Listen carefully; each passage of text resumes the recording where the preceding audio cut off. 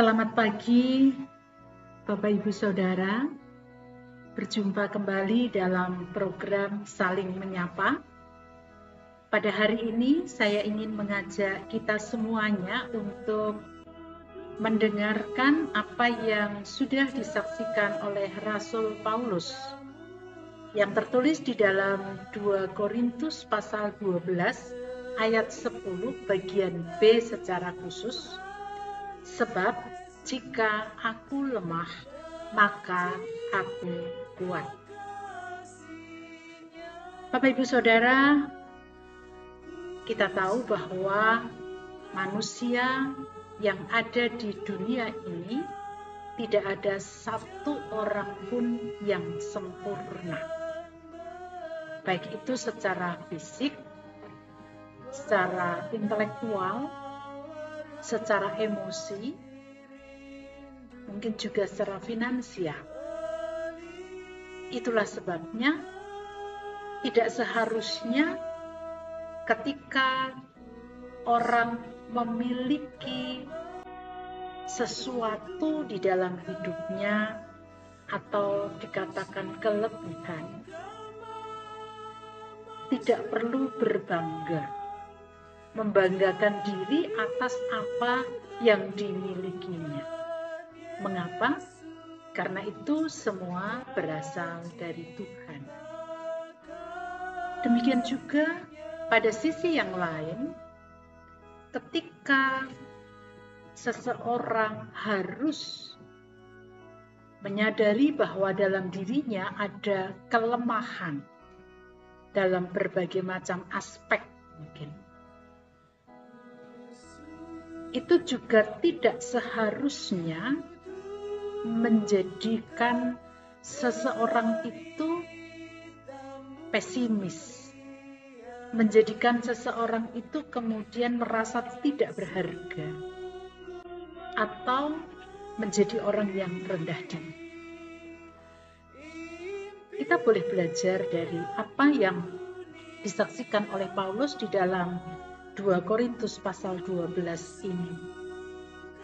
Paulus memiliki kelebihan, yaitu terkait dengan penglihatan. Tetapi ketika dirinya memiliki kelebihan, dia tidak juga membanggakan diri.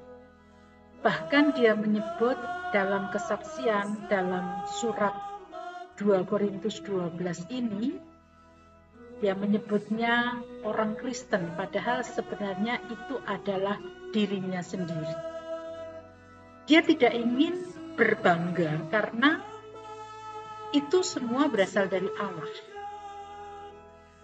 Pada sisi yang lain, Paulus juga tidak menjadi pesimis, tidak menjadi orang yang kemudian rendah diri, manakala di dalam dirinya ada duri dalam daging. Duri dalam daging ini memang ditafsirkan oleh beberapa orang secara berbeda. Ada yang menafsirkan bahwa dalam diri Paulus itu ada cacat fisik, sehingga kelihatan lucu di dalam pelayanannya. Ada juga yang menafsirkan bahwa dalam diri Paulus ada sebuah penyakit yang sering kali kambuh dan itu tidak sembuh. Dan itu bisa saja terjadi ketika dia berada di dalam pelayanan. Mungkin juga ada penafsiran lain, tetapi saya ingin menekankan bahwa dalam penafsiran-penafsiran tersebut hendak mengatakan bahwa dalam diri Paulus itu ada kelemahan. Dan justru dalam kelemahan itu Paulus tidak menggerutu, Paulus mau menerima kelemahan itu, mensyukuri kelemahan itu, karena di dalam kelemahan itu kuasa Allah lah yang berkarya dalam hidupnya. Itulah sebabnya dia mengatakan, sebab jika aku lemah, maka aku kuat. Karena ketika dia menyadari akan kelemahannya, disitulah ada kebergantungan diri kepada Allah dan kuasa Allah menjadi sempurna dalam kehidupannya. Bapak Ibu Saudara yang dikasihi Tuhan, siapapun kita pasti punya kelebihan. Mengingatkan kepada kita apapun kelebihan yang kita miliki jangan membawa kita pada sebuah sikap sombong atau membanggakan diri. Karena itu semuanya berasal dari Tuhan. Pada sisi yang lain, kita juga pasti punya kelemahan. Tetapi kelemahan itu jangan membawa kita untuk menjadi orang yang pesimis dan merasa tidak berharga. Karena di hadapan Tuhan, semua manusia itu berharga. Justru ketika kita menyadari bahwa dalam diri kita ada kelemahan, disitulah cara Tuhan untuk bagaimana supaya kita mendekatkan diri kepada Dia. Saya tetap rendah hati bahwa dalam hidup yang dijalani, yang kita jalani, kita tetap membutuhkan Tuhan.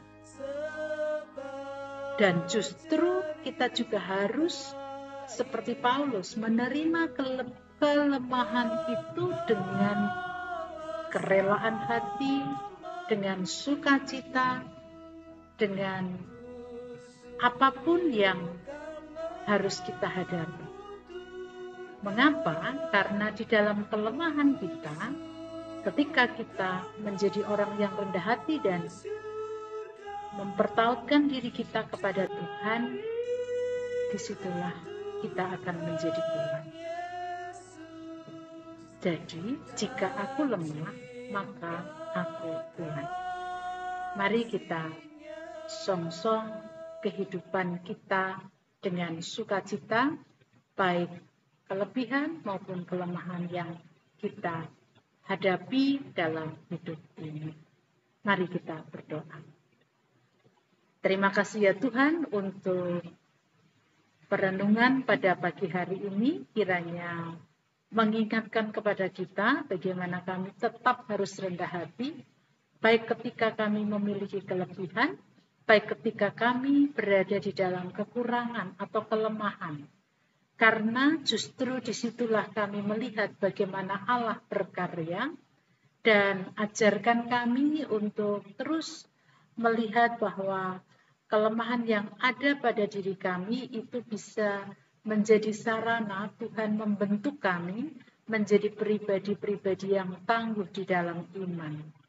Terima kasih untuk sapaan-Mu, dan kami juga berdoa bagi saudara-saudara kami yang sakit, kiranya dalam kelemahan yang dialaminya untuk tetap mensyukuri bahwa Tuhan mengizinkan itu terjadi karena kuasa Tuhan akan nyata di dalam kehidupan saudara-saudara kami. Pagi hari ini kami akan beraktivitas, Tuhan memberkati dan menyertai langkah kami. Inilah doa kami yang kami naikkan dalam nama Tuhan Yesus Kristus. Amin. Demikian tadi Bapak Ibu Saudara, selamat pagi, selamat beraktivitas. Tuhan memberkati dan menyertai langkah kita semuanya.